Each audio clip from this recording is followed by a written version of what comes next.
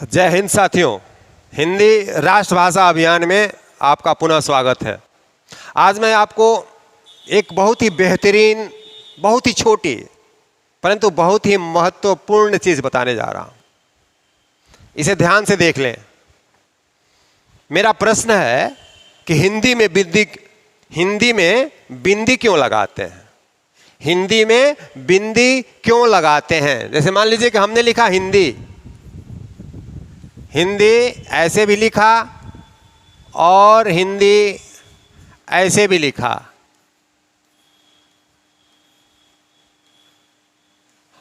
हम जानते हैं कि आप में से बहुत से लोग कहेंगे कि दोनों ही हिंदी सही है। बिल्कुल आपकी बात सही है, परंतु उसका प्रतिशत कुछ कम है। आपकी बात सही है, परंतु उसका प्रतिशत कुछ कम है।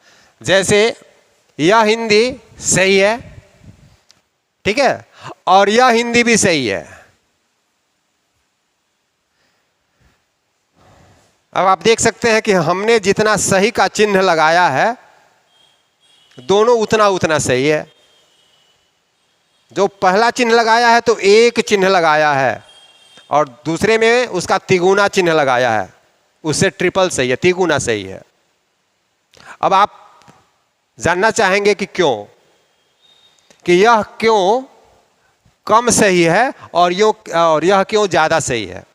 एक और बात बता दें कि आप अगर यह वीडियो देख रहे हैं और आप शिक्षा जगत से जुड़े हुए हैं, तो आप इसको ही सही कह सकते हैं और यही सही आपको मानना है। मैं ये नहीं कह रहा कि यह हिंदी गलत है, इसे मैं गलत नहीं कह रहा, परंतु यह उनके लिए है जो बहुत पहले अपनी पढ़ाई कर लिए हैं, अब पढ़ाई से अलग दुनियादारी के फेरे में अलग अलग ढंग से अपना जीवन यापन कर रहे हैं।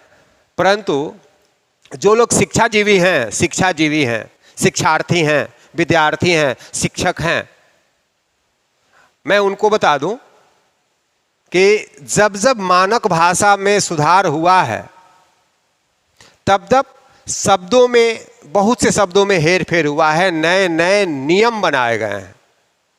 एक चीज़ और आपको मैं जो है लिखता हूँ, आप इसको ध्यान से देखेंगे और अगर इसका उत्तर अगर आप दे दिए तो आपको पहले वाले प्रश्न का भी उत्तर आसानी से मिल जाएगा। हमने जो लिखा है, यह एक सामान्य विद्यार्थी भी पढ़ सकता है, कोई भी इसको पढ़ सकता है कि हमने लिखा है संबंध। परंतु मेरा प्रश्न यह नहीं है कि मैंने क्या लिखा है। मेरा प्रश्न यह है कि आखिर मैंने इन बिंदुओं में कौन सी हेर फेर कर दी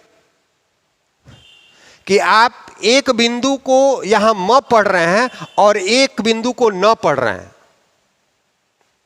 आखिर कुछ तो कारण होगा कि आप क्यों इसको म पढ़ रहे हैं और क्यों इसको न पढ़ रहे हैं। अगर इस कारण को आप जान गए, अगर आपने सिर्फ इस प्रश्न का उत्तर दे दिया, तो आप फिर आसानी से समझ जाएंगे कि दोनों में से कौन सी हिंदी ज़्यादा सही है। चलिए मैं इस समस्या का समाधान कर देता हूं। देखिए, किसी भी वर्ग का 5 वर्ग होते हैं, क वर्ग, च वर्ग, ट वर्ग, त वर्ग और प वर्ग। किसी भी वर्ग का 5वां वर्ण यानी अंतिम वर्ण अगर आधे रूप में बीच में हो, किसी भी वर्ग का 5वां वर्ण, जैसे कबर का हो गया अंग, चबर का य और टबर का अण, तबर का न, पबर का म, इसमें से किसी भी वर्ग का 5वां वर्ण अगर आधे रूप में बीच में हो और उसके बाद, उसके तुरंत बाद उसी के वर्ग का कोई भी वर्ण हो, पहला, दूसरा, तीसरा या चौथा वर्ण, इन चारों में से कोई भी वर्ण हो, पहला, दूसरा, तीसरा, चौथा वर्ण, तो यह आधा वर्ण अनुस्वार में बदल जाता है। फिर से समझ लें, जैसे यहाँ हम देख रहे हैं कि यह न त वर्ग का 5वां वर्ण है जो आधे रूप में है, और द त वर्ग का ही वर्ण है। द भी त वर्ग का ही है, न भी त वर्ग का ही है। ऐसे में यह आधा न अनुस्वार में बदल गया। ऐसे ही जब हम पुराना संबंध देखेंगे तो ऐसे लिखा गया है, ऐसे लिखा गया है। तो यहाँ हम देख रहे हैं कि म प वर्ग का 5वां वर्ण है जो आधे रूप में है, और इसके बाद इसी के वर्ग का ब है, इसलिए यह अनुस्वार में भले बदल गया परंतु उच्चारण अभी भी म का म है।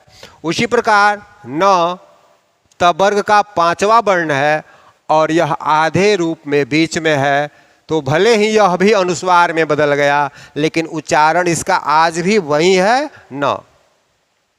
अब उम्मीद है कि इसको समझ गए होंगे क्योंकि क्यों मैंने इसे एक बार सही किया और क्यों मैंने इसे 3 बार सही किया। मेरा सवाल वही था कि हिंदी में बिंदी क्यों लगाते हैं। तो अब तो उम्मीद है कि आप जान गए होंगे कि हिंदी में बिंदी ही लगेगा। हिंदी में अनुस्वार की ही जरूरत है। अब आप समझ गए होंगे कि हिंदी में बिंदी ही लगेगी।